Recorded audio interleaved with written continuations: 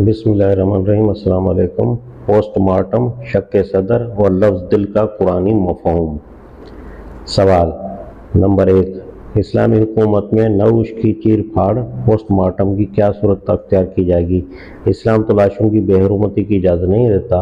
Postmortem दो किस्म के होते हैं, एक मेडिको लीगल ज़्यादातर तफ्तीश के लिए, दूसरे इल्मुल अमराज पैथोलॉजिकल की ज़रूरियात के लिए। मुमकिन है कि अव्वल ज़िक्र की कुछ ज़्यादा अहमियत इस्लामी हुकूमत में न हो, लेकिन मौखर ज़िक्र की ज़रूरत से इनकार नहीं किया जा सकता, क्योंकि इस तरीके से अमराज की तशख़ीस और तिब्बी मालूमात में इजाफा होता है।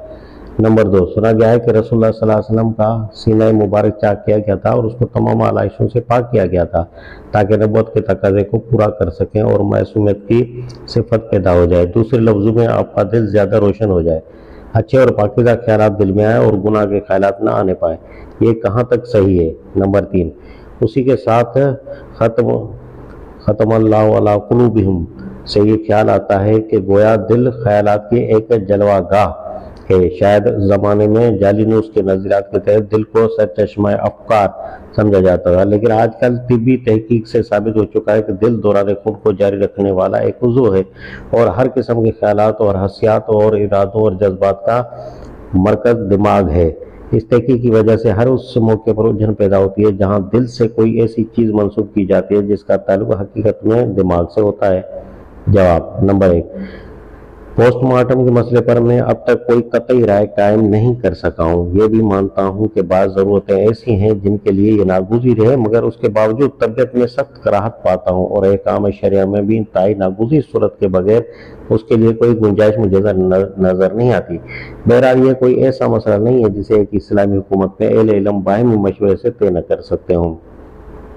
नंबर 2, रसूलुल्लाह सल्लल्लाहु अलैहि वसल्लम के सीने मुबारक की चाक किए जाने का मामला तशाबहात के कबील से है। उसे समझना हमारे बस में नहीं है, इसलिए इस पर किसी तहकीक की बुनियाद नहीं रखी जा सकती। नंबर 3, दिल का लफ्ज़ अदब की ज़बान में कभी इस मायने में इस्तेमाल नहीं हुआ है जिसमें ये लफ्ज़ इल्म तशरीह, एनाटॉमी और इल्म वज़ाइफ़ुल-ज़ा फिजियोलॉजी में इस्तेमाल होता है। अदब में दिमाग रीज़न की नुमाइंदगी करता है और उसके बरक्स दिल जज्बात और हसियात और ख्वाहिश और इरादे का मरकज़ माना जाता है।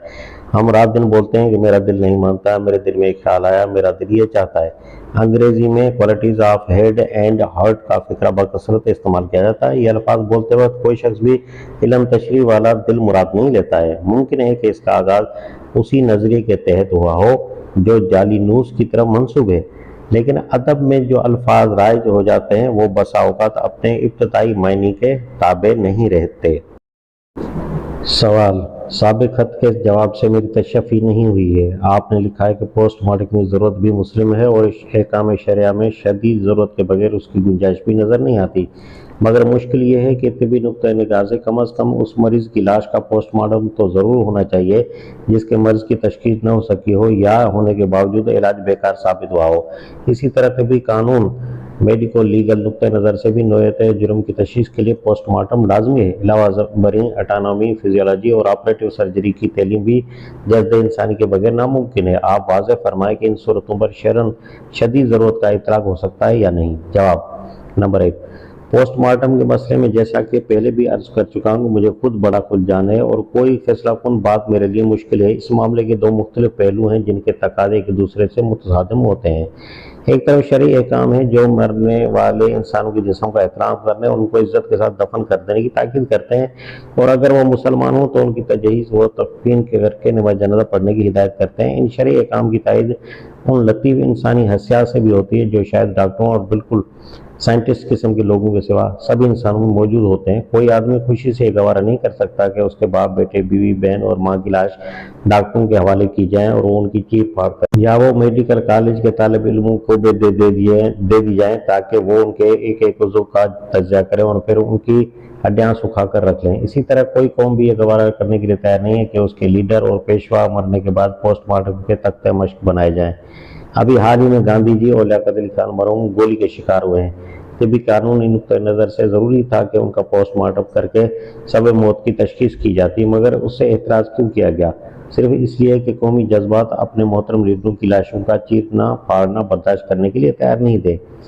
दूसरी तरफ तिब्बी और कानूनी अगराज के लिए पोस्टमार्टम की ज़रूरत है, طب کے مختلف شعبوں کی تعلیم اور طبی تحقیقات کی ترقی کے لیے اس کی ضرورت کا انکار نہیں کیا جا سکتا۔ ایک حد تک قانون بھی اس کا تقاضا کرتا ہے کہ قتل کے مقدمات میں سبب موت کا تعین کیا جائے۔ اب یہ ایک بڑا پیچیدہ سوال ہے کہ ان دونوں متصادم تقاضوں کے درمیان مصالحت کیسے کی جائے۔ اس کا حل تو میرے نزدیک سخت مکروہ ہے کہ امیروں اور غریبوں، بڑے لوگوں اور چھوٹے لوگوں، خاندان والوں اور لاوارثوں کی لاشوں کے بارے میں ہمارے پاس دو مختلف معیار اخلاق اور دو مختلف طرز عمل ہوں۔ اسی لیے لامحالہ اس کا کوئی اور ہی حل سوچنا پڑے گا، مگر وہ حل کیا ہو اس باب میں میری قوت فیصلہ بالکل عاجز ہے۔ یہ چیز کسی ایسی مجلس میں زیر بحث آنی چاہیے جس میں علماء دین بھی شامل ہوں اور شعبہ طب اور شعبہ عدالت کے نمائندے بھی۔ ممکن ہے یہ لوگ سر جوڑ کر اس کا کوئی حل نکال لیں۔